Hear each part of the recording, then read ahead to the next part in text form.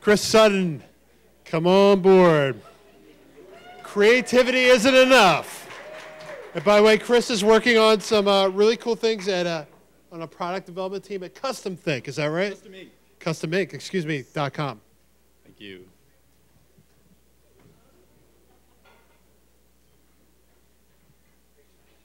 So this is a fresh idea. It's new, original, creative. You're thinking outside the box. But will anybody care? Probably not. Because creativity alone isn't enough.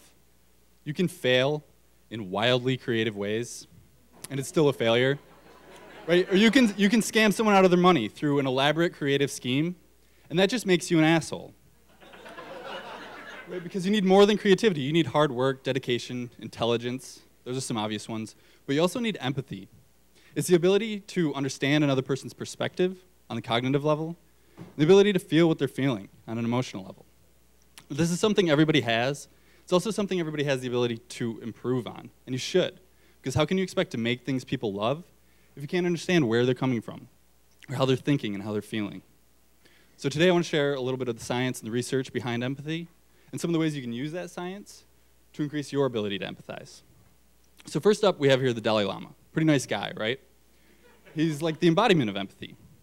Was he born this way? Maybe to an extent. But what else about his life has led him to be such an empathetic figure? Well, researchers at the University of Madison, Wisconsin think that meditation may be a key.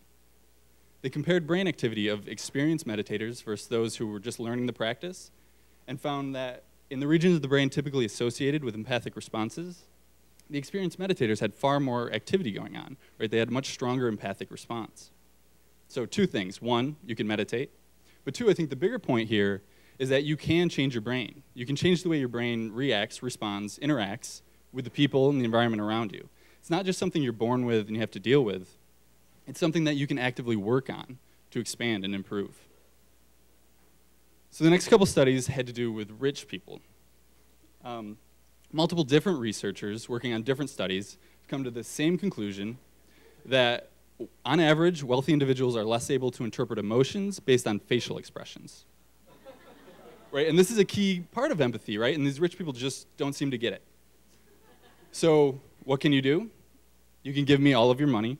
I'll gladly take it. No, but actually a follow-up study showed it's not necessarily about the money per se. They had some of these wealthy individuals compare themselves to the super rich, like Bill Gates, before taking the test.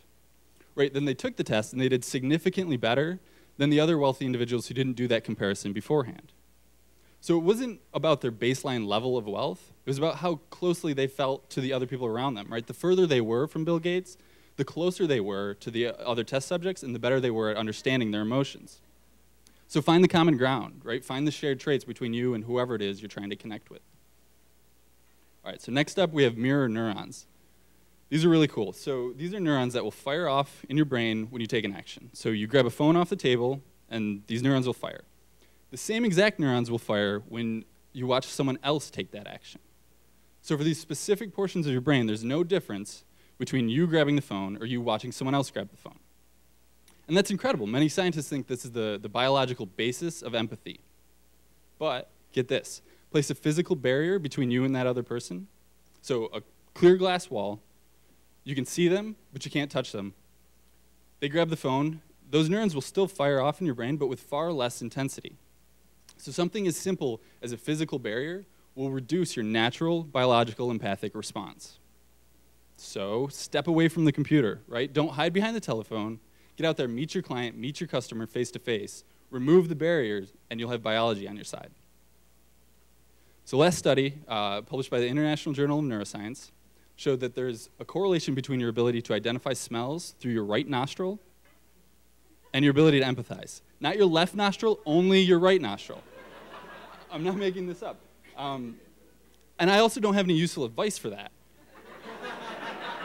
But it just goes to show how complicated it is, right? How many different things go into every thought and every emotion. So the next time you're meeting with a client, it's not going well, they're acting like the client from hell, remember, maybe it's them, maybe they're a jerk, but maybe the smell of the peppermint mocha you brought is subconsciously reminding them of a terrible breakup they went through last Christmas. Okay, don't be so quick to blame the person when there's situational information you're not aware of, because we don't do that for ourselves. When things go poorly for ourselves, we blame the situation first, but when things go poorly for other people, we blame them first. This is a cognitive bias we all have, but just by recognizing that it exists, we can lessen its impact. Right? Just by understanding that the millions of things going on in your head are different than the millions of things going on in their head, you'll be one step closer to empathy and one step closer to making things people care about. Thank you.